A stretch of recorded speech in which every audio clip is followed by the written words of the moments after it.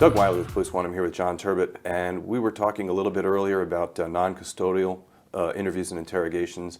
It's one of the areas in which you've done a considerable amount of instruction, and by random happenstance, some of the things that we had on Police1 are very well weave into the instruction that you guys do and the philosophies that you guys have at CTK Group. Can you explain for our Police1 members who are now watching some of the stuff that you guys teach?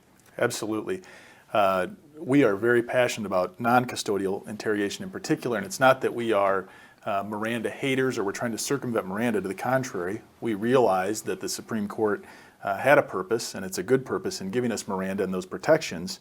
What's been lost over the years in American policing is the fact that Miranda and all the case law that came with it and those protections was really designed for a pretty specific instance.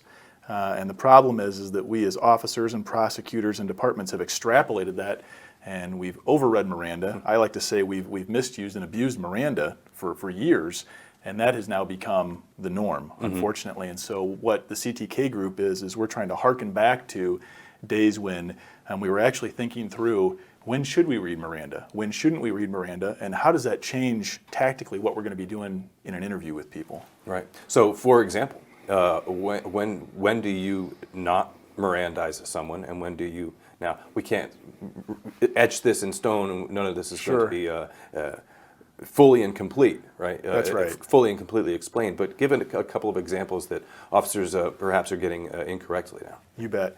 The baseline that we always start with is to go back to the original Miranda decision, and we always talk about what instigated Miranda back in 1966 and what was the court's purpose.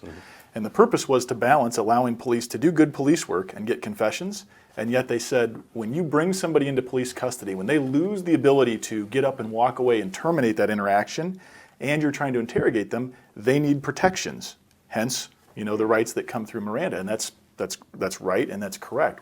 We can all agree with that. So the issue becomes, when am I interacting with somebody when they're not in custody? Right. That's the issue. And we assume that most of the time when we interact with suspects in particular, we are interrogating by a legal definition. So the issue becomes, is there custody or not custody? And what we really try and train officers on, and we think is critical, is identifying when can I interact with, let's say, a suspect, but it's by all definitions not a custodial interaction, and therefore doesn't necessitate Miranda and everything that comes with it. So we encourage officers to always consider first preference, could this interaction with a suspect actually be non-custodial? Is that what I'm looking at? Right. And in those cases, then we want to think about not reading Miranda and the implications of that, which are big. Right, right. And you actually preempted my next question, which what are some of the implications of that? Yeah. Tremendous. I mean, the U.S. Supreme Court in particular has noted that Miranda can inhibit some people from wanting to tell the truth. I mean, that's no secret. So Doug, as you and I sit here and interact as two human beings, this is pretty natural and easy, right? This is how it was meant to be. Now, if I loaded up some baggage onto our interaction here and pulled out a Miranda waiver form and said, hey, by the way, I'm going to read you rights that typically come into play, they do come into play, when you're not free to go. And let's start off with, you have a right to have an attorney present. You have the right to remain silent. Whatever you say, I may turn around later and use against you. These are huge barricades to having any kind of meaningful conversation, right? We know that as human beings.